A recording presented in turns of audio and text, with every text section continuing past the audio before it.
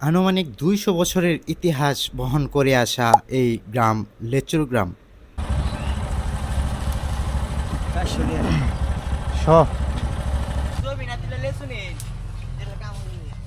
বাংলাদেশের কিশোরগঞ্জ জেলার পাকন্দিয়া উপজেলার পৌর এলাকার পাশে অবস্থিত ছোট্ট একটি গ্রাম, যার নাম মঙ্গলবাড়িয়া।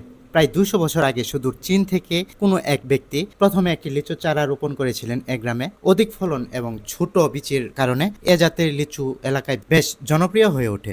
কিছুদিনের মধ্যেই এ জাতের লিচুর কলম চারা ছড়িয়ে পড়ে পুরো গ্রামের বাড়িতে বাড়িতে। এরপরে দ্রুত বাণিজ্যিকভাবে উৎপাদনে আগ্রহী হয় এই গ্রামবাসী। বর্তমানে এলাকার বাড়িতে বাড়িতে এইরকম লিচুর বাগান রয়েছে।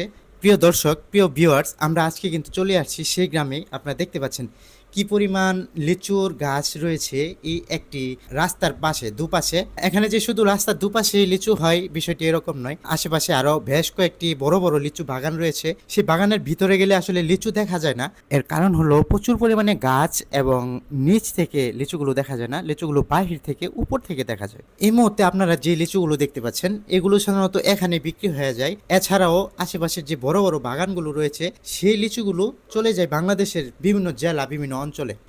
৯ মে ২০২৫ শুক্রবার আমরা এখানে এসেছি দুপুরবেলা।